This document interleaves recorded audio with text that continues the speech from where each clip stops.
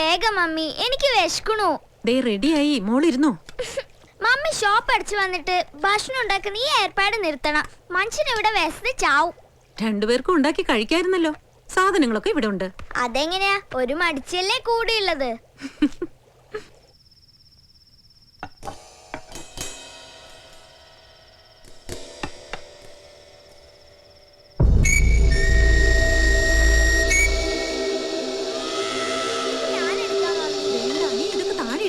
ഇല്ല, മോഹൻ ഇരുന്നോ, വിശന്നു അല്ലേ? നിധി എവിടെ? ചേച്ചി ഫുഡ് റെഡി.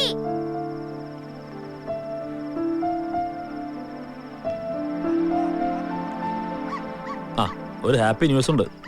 താനൊന്ന് ഫ്രീ ആയിട്ട് പറയാന്ന് കരുതി. എനിക്ക് ഇവിടുത്തെ റീജിയണൽ ഓഫീസിലേക്ക് ട്രാൻസ്ഫർ ആകും ഉടനെ. ആണോ? Thank God. ഇനി ആഴ്ചയിൽ 10-300 കിലോമീറ്റർ ട്രാവൽ ഒഴിവായി കിട്ടുമല്ലോ. എന്നും വീട്ടിലുണ്ടാവും ചെയ്യും. ഈവനിങ് 6 to 8 ഇവിടെ കുട്ടികൾ തനിച്ചാവുന്നതിന്റെ ടെൻഷൻ അതും മാറിക്കിട്ടും. മോളെ വന്ന് കഴിക്കേ. നീ കേട്ടോ, പപ്പയ്ക്ക് ഇങ്ങോട്ട് ട്രാൻസ്ഫർ.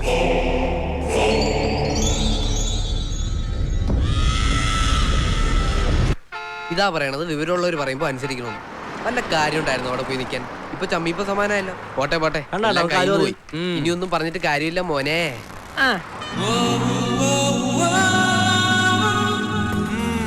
നിന്റെ ടൈമിംഗ് ആടാ ബെസ്റ്റ് ടൈമിംഗ്.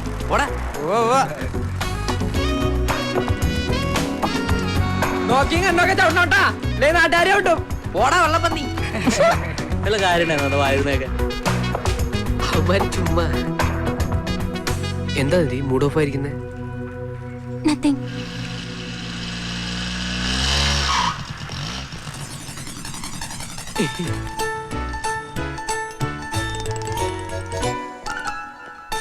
ഇവനെ ഞാൻ തിരിച്ച് ഗൾഫിലേക്ക് പാക്ക് ചെയ്യാൻ പോകുന്നിതി, അച്ഛന്റെ അമ്മയുടെ അടുത്തേക്ക്. ഇവിടെ നോക്കടാ, അവിടെ ഇഷ്ടം പോലെ +2 സ്കൂളുകളുണ്ട്. ഇനി അവിടെ പഠിച്ചാ മതി മോൻ.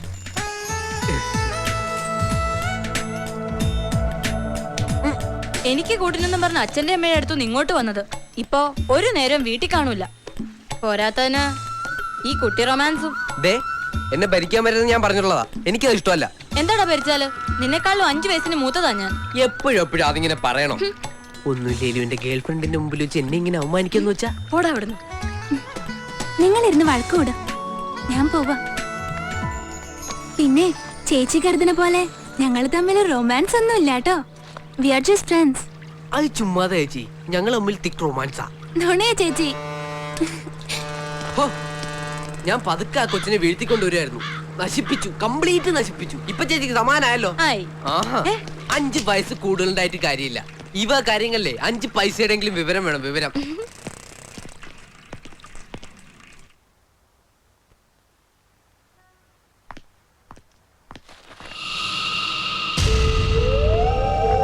മോളെത്തിയോ?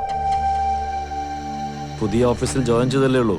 പപ്പയ്ക്ക് വലിയ പണിയൊന്നുമില്ലായിരുന്നു, അതുകൊണ്ട് നേരത്തെ അങ്ങ് പോന്നു. പിന്നെ ഇവളുമായി കുറച്ചു നേരം കളിക്കാന്ന് കരുതി, അല്ല മോളെ?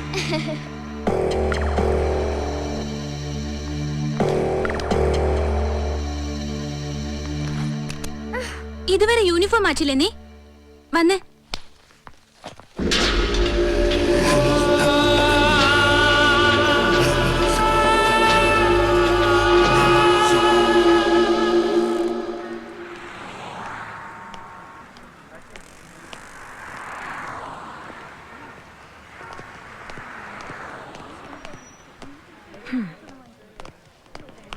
എന്താ നിധി ഇത്? ഇവളെയും കൊണ്ട് നീ ഇതെങ്ങോട്ടാ പോയത്? പപ്പ വിളിച്ചു പറഞ്ഞു. സനയുടെ വീട്ടിൽ പോയതാ, നോട്ട്സ് വാങ്ങാനുണ്ടായിരുന്നു. എവിടെ പോകുവാണേലും പപ്പയോട് പറഞ്ഞിട്ട് പോയിക്കൂടെ? സ്കൂളിൽ നിന്ന് വന്നപ്പോ മുതല് ചേച്ചിയുടെ മൂഡ് ശരിയല്ല മമ്മി. മിസ്സിന്റെ അടി കിട്ടിയെന്നാ തോന്നുന്നേ. എനിക്കൊന്നും അടി കിട്ടിയില്ല. ആ പോട്ടെ, ഇരുട്ടുന്നതിന് മുമ്പ് രണ്ടുപേരും വീട്ടിലേക്ക് ചെല്ലേ. അല്ലെങ്കിൽ സൈക്കിൾ ഇവിടെ ഇരിക്കട്ടെ, ഡ്രൈവറോട് ഡ്രോപ്പ് ചെയ്യാൻ പറയാം. വരട്ടെ, എനിക്ക് കുറച്ച് സാധനങ്ങൾ എടുക്കണം.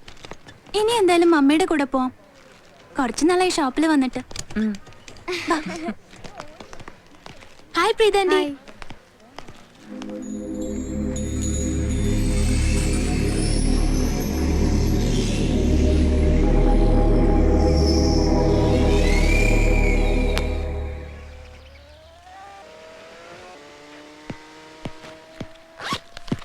എടാ ചെറുക്ക, ഞാൻ ഇന്നൊരു പ്രോഗ്രാം കവർ ചെയ്യാൻ പോവാ. അതിന് ഞാനെന്തോണം തല കുത്തിക്കണോ?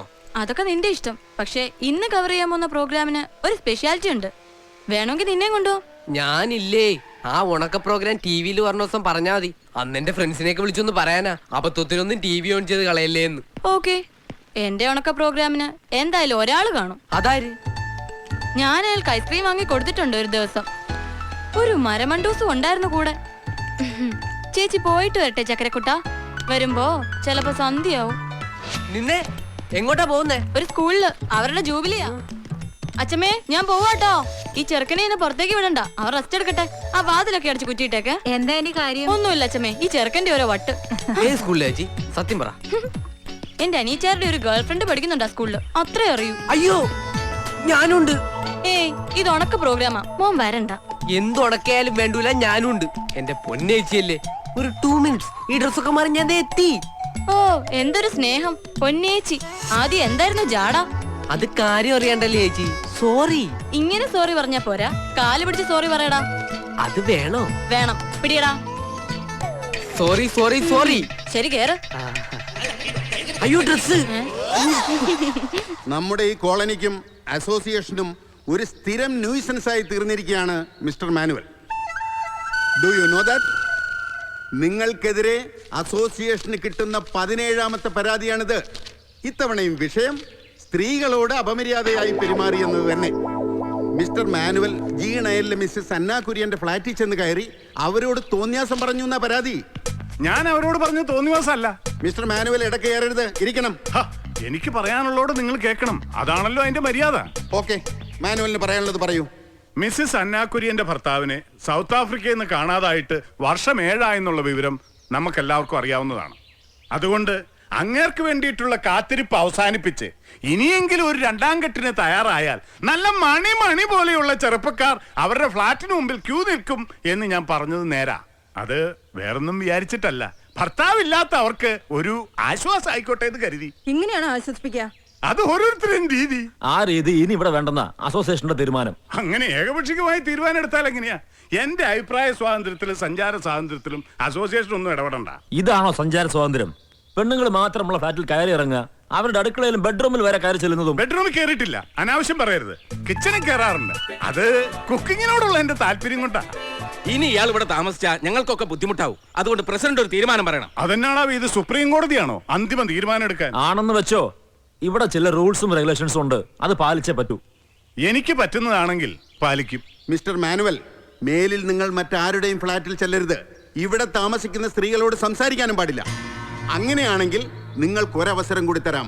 ഇല്ലെങ്കിൽ താങ്കളെ ഞങ്ങൾക്ക് ഒഴിവാക്കേണ്ടി വരും. തീരുമാനമാണോ? അതെ, തീരുമാനമാണ്. ഒരു മിനിറ്റ്. അതെ, ഇവിടെ 2 നായക്കുട്ടികളുണ്ട്. അവറ്റുകളുമായിട്ടും ഉണ്ടാവോ? മനുഷ്യനല്ലേ, സംസാരിക്കാതിരിക്കാൻ പറ്റില്ലല്ലോ. നായെങ്കിൽ നായ, ഞാൻ ഹാപ്പിയാ.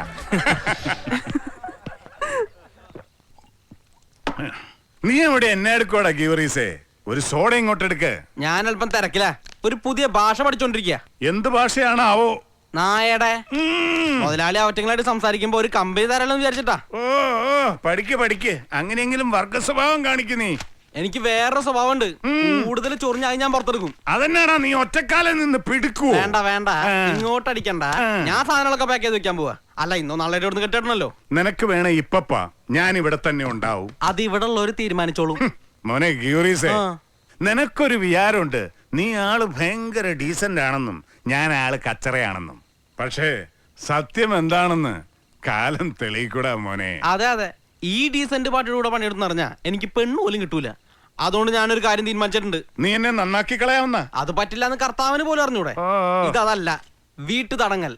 നാളെ മുതൽ എന്റെ അനുവാദം ഇല്ലാതെ ഇവിടുന്ന് പുറത്തേക്ക് ഇറങ്ങില്ല മോനെ. നീ അടുക്കള ഭരിച്ചാ മതി മോനെ, അതിന്റെ അപ്പുറത്തേക്ക് വേണ്ട. എനിക്കിവിടെ മാന്യം മര്യാദക്ക് ജീവിക്കാൻ വേണ്ടി ഇനി ഞാൻ അടക്കി ഭരിക്കും. നീ എന്റെ ഭാര്യയാവും നോക്കോ? അതാവണോ? നിന്നെ കണ്ടാ തോന്നും അതും ആവുന്നു. അയ്യേ, ഞാനില്ല, ഞാൻ പോവുക. എനിക്കിഷ്ടമുള്ളിടത്തേക്ക് പോവുക. നിനക്ക് തടയാമെങ്കിൽ തടയേ.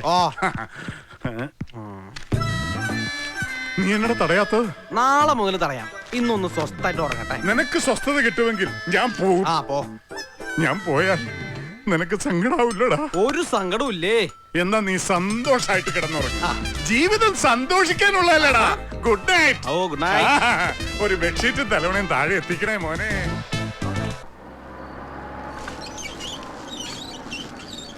ഇപ്പോഴും എനിക്ക് സംശയ, ശരിക്കും ആരാ അവിടുത്തെ അരിവെപ്പുകാരൻ? സാറോ അതോ ഗീവർഗീസോ? ചിലപ്പോ ഞാനാവും. അവൻ മുതലാളിയും. ഇന്ന് അവൻ മുതലാളിയാ. അവൻ സുഖമായി അവിടെ കിടക്കട്ടെ, ഞാൻ ഇവിടെ കിടക്കും. ഇന്ന് ഞാൻ തെണ്ടിയാവുന്ന എന്റെ സുഖം നിനക്കറിയാവോ? ഇല്ല. അയ്യോ നാരായണൻകുട്ടി, അതൊരു പ്രത്യേക സുഖമല്ലേ, എല്ലാവർക്കും കിട്ടൂല.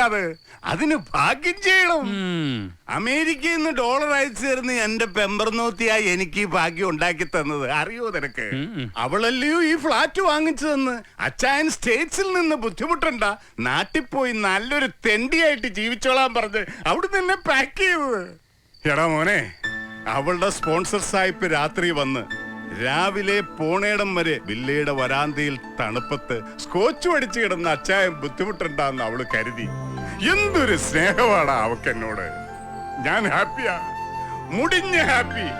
വയറ്റിൽ 4 പെക്കും ആകാശത്ത് നക്ഷത്രങ്ങളും ഉള്ളിടത്തോളം കാലം ആനിമലങ്ങള് ഹാപ്പിയാടാ. അപ്പൊ ശരി മോനെ Narayanankutty, good night. Good night. നീ പോയി ഇവിടുത്തെ തമ്പുരാക്കന്മാർക്ക് കാവല് കിടക്ക്. When a constant force F acting on a mass m change its velocity from u to v in traveling a distance s,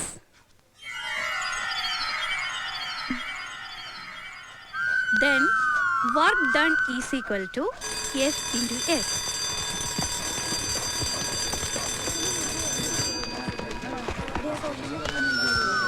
നീ വരുന്നില്ലേ?